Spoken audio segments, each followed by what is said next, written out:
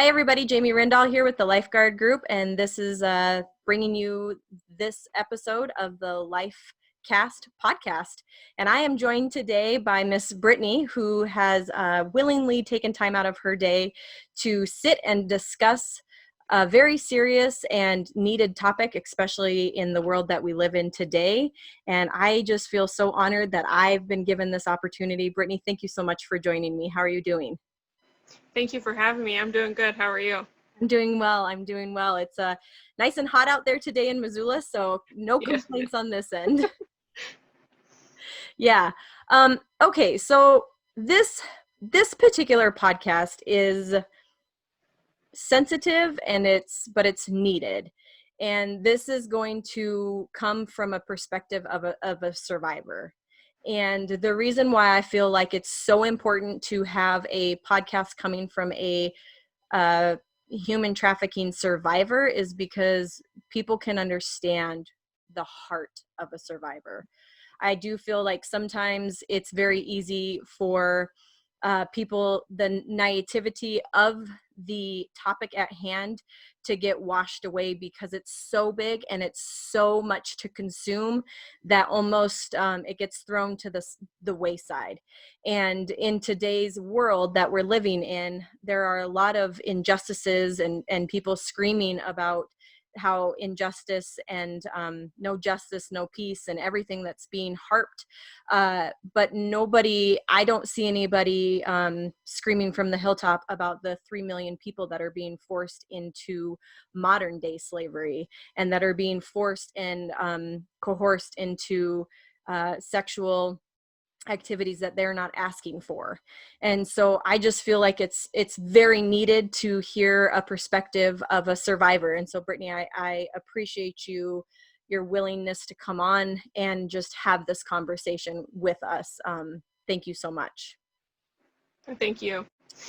So the thing about how you and I are going to go through this is I guess I'd like to propose the question to you first is, as a survivor of trafficking, what, Brittany, do you want people to know? Like, what is it that we could, what kind of information could we give them through this that might help them step into somebody's situation or understand it more so it becomes more of a topic that's discussed?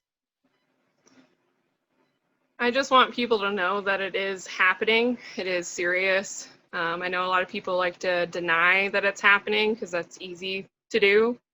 It's a very hard topic, and I more than understand that. Right. I just wish and hope that more people open their eyes and listen to when somebody tells them that they're going through this. Just not being judged for going through something like that. Right. I know, like I said, it's hard for people to accept. Some of my family still don't want to believe it, I guess. And, you know, it's not something that I talk about with certain people just because it makes them uncomfortable. And that's fine. They have to go through their own process. But I'm done being quiet about it. It's hard. It is to talk about. But I know it needs to be talked about because there's a lot of, men and women who are going through the same thing that I went through. And I just want them to know that they're not alone. So if somebody reaches out to somebody and they don't know how to help, then find, like the lifeguard group to help or, somebody. Right. Don't just turn them away. Yeah. Well, Brittany, thank you doesn't seem like a big enough word for being brave to come on and have this conversation because, like you said, people are uncomfortable with it, which leads me to the question of, from a survivor's standpoint and someone that's been involved, why do you think people won't talk about it or don't talk about it? I think people don't talk about it just because they don't think it's happening here in Missoula or even Montana for that matter. They're just in denial and they're like, oh, it's not happening to me or anybody close to me. But people would be surprised that it is happening to people close to them and they have no clue. Right. So you bring up the topic of Missoula, Montana. Is Missoula where you were located when your story started? Yes, and then I, traveled to different cities in Montana, but it was mostly in Missoula that it Okay. happened. So it's right here in Missoula. Yes.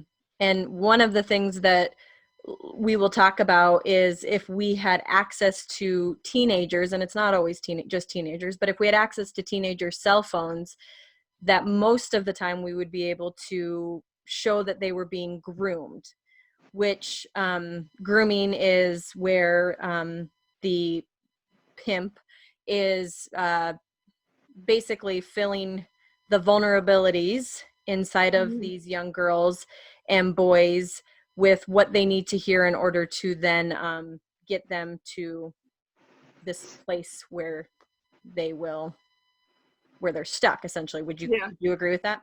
Yes, I do. Okay.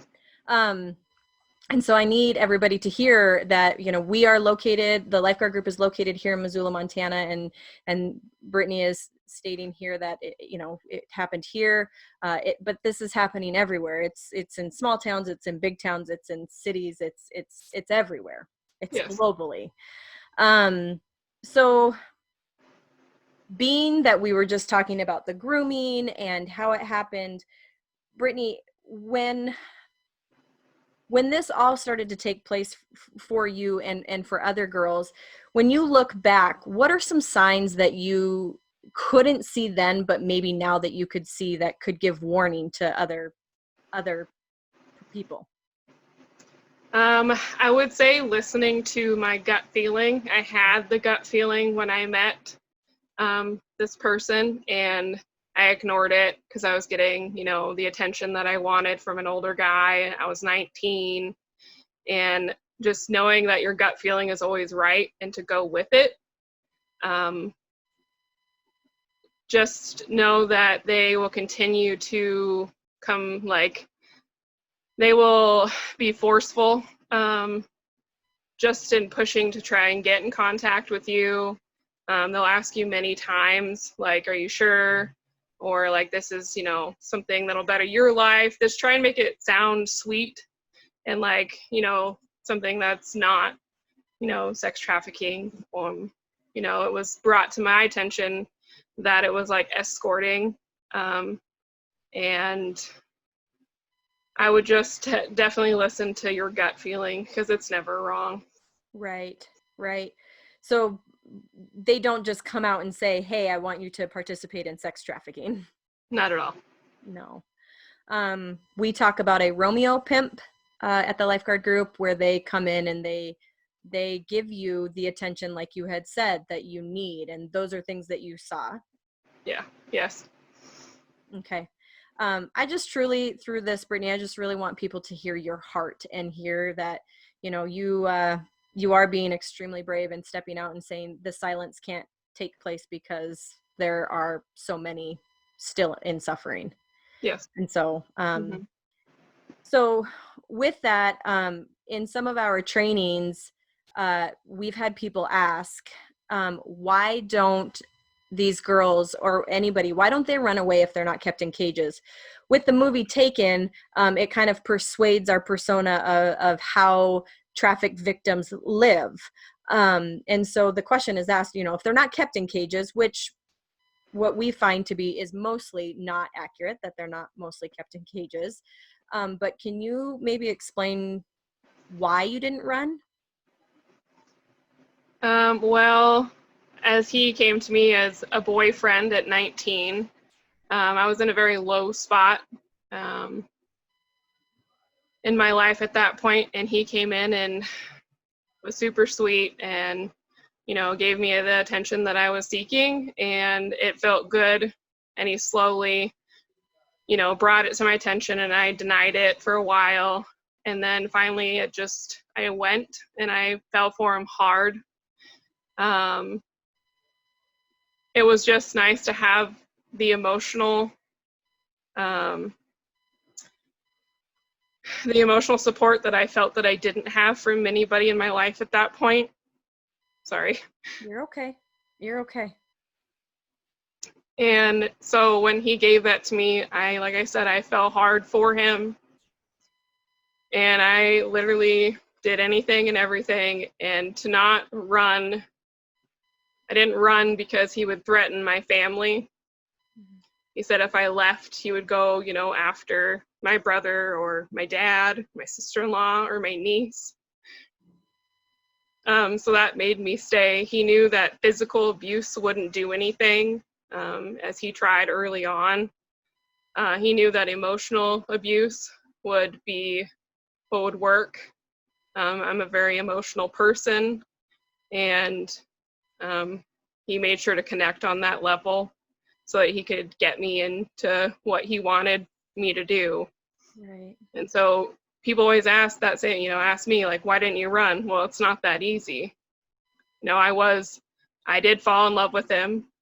Like I said, I moved mountains for him and did anything and everything, and it's not easy to just pick up and leave. I tried many times and I always went back, and it was not easy to leave, especially when he has that over me saying, like, I'm going to go hurt your family, because he knew if he said it was me, it wouldn't work. And so it's not just easy to pick up and leave, especially that being there, but also wanting to look over, like, you're always looking over your shoulder, wondering if he's going to show up or somebody else is going to show up for him. Right. So you essentially lost yourself. Yeah, I did. There's people will talk about trauma bonding. It's Yeah. one of the things that we talk about. And trauma bonding is to be stronger than a parent-child bond, which sounds like is what you were explaining. Yes, it was. And what, they're very, one of the things that we always try to talk about with the lifeguard group, whether it's trainings or school assemblies or community, hotspots, is that they are professionals, and they are professionals at finding the vulnerability and exploiting that. That is what trafficking is they exploit that vulnerability of, I'm not getting the attention that I want, or I'm feeling invisible, or I have no self-worth, or I have no confidence. And then this person comes around and shows you basically what you've been asking for. And it becomes impossible. But you did, in fact, get away. I did, yes. So that's awesome. You're very Yes. strong. You're very strong. Thank you. So we will explain ways of recruitment, and I think most people don't understand. Can you give any information on how victims are being recruited into trafficking? A lot of it's online, like online dating websites. Sometimes it can just be they'll approach you, even just like like downtown Missoula. They'll approach you in person and slowly go that way, but most of it now is online. Okay. So with that, what are some things that people need to be aware of when they're online? Because a lot of women and men are doing online dating. What are some things that people should be aware of? I would say just big age differences. Like if this guy is in his mid-30s and you're 16 to 18, I would just delete the message. That's a pretty red flag. Yeah. I know most of the time they have multiple profiles. So if you see multiple profiles of the same person, they like to come off as very like outgoing, nice, caring, just this big, like strong man, and like just wants you to feel like, basically like a queen or a princess. And so they will rope you in that way, just knowing that you're younger and they know that's what they can do. Right. wow, I just think about all of the young girls that I've come across that uh, could easily be built up that way, that are seeking, especially in such a day in our world where everything is constant in our face and constantly on and constantly in social media, how much pressure that must put on these young girls and boys. Yeah, it's a lot. I am doing this for everyone else, and just because what drives me is my niece. She's 8, and so I didn't want to say anything about my story or even open up. I just wanted to go through life and just it be a memory that I never talked about ever again. Right. But just seeing her, I just want her to never have to experience any of this. My younger cousins, I'm super protective over them. I tell them all the time, and it's hard. And, back then, like there was online, but it's not as bad as it is now. Right. Right. I am a mother of 2, and I have an 8-year-old daughter the same age as your niece, and I have a 16-year-old niece that I worry about her and her friends all the time, especially because they'll talk about the friends that they have in different states. And that there's no way you can have a friend in a different state if you have never been there, right? Yeah, But right. people feel like friends online are real friends, but don't understand that people are very smart of that. Yes. Do you find, now that you've spoken a few times about your story, do you find that you're finding some healing through that, or is it still something that you feel you could just walk away from? I think speaking more like I have been, it's been healing for sure. There's still a lot of stuff that I have to work through. Like even doing this today, I always think about like,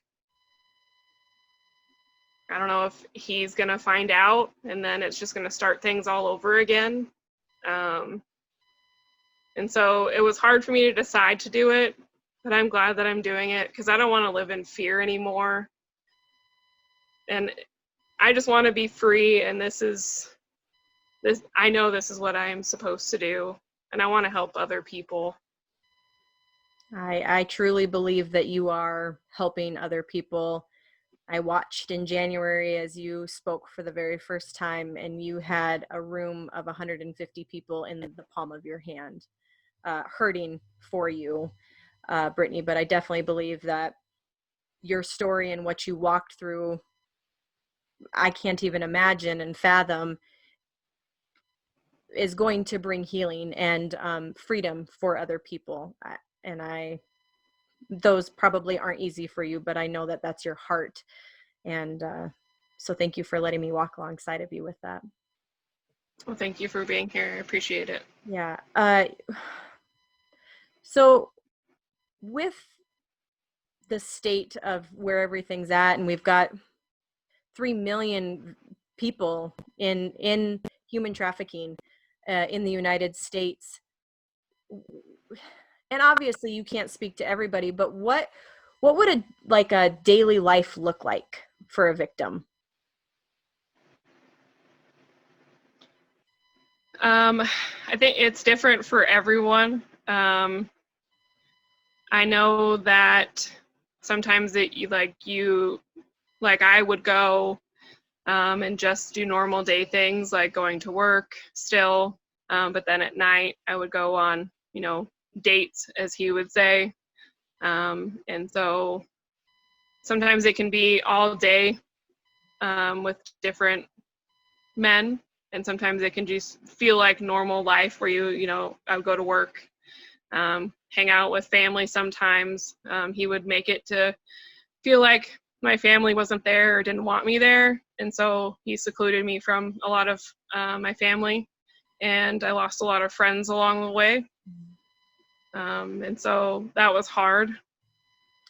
So I think you just hit on a very important thing. You lived a seemingly normal life where you got up and went to work, but then you were living hell essentially at night, or if he would have you be busy all day long. So when we talk about human trafficking, it's not in the context of the movie Taken where and that does happen, Yes, it but does. for you, you were here living the same life, but also in a shadow. Yes. So when people, this is going to lead into my other question, but for those of us wanting to help and to step in, um, if you're living your daily life, what are some signs that we could see that say something's not right? How can we help? I would say, I mean, it depends on the person, but for me, like, I don't like to call in for work. And so a sign would be calling in for work more than, once a week. If it's multiple times a week, like, that should be a concern, Okay. especially if that person's not known to do that. Okay.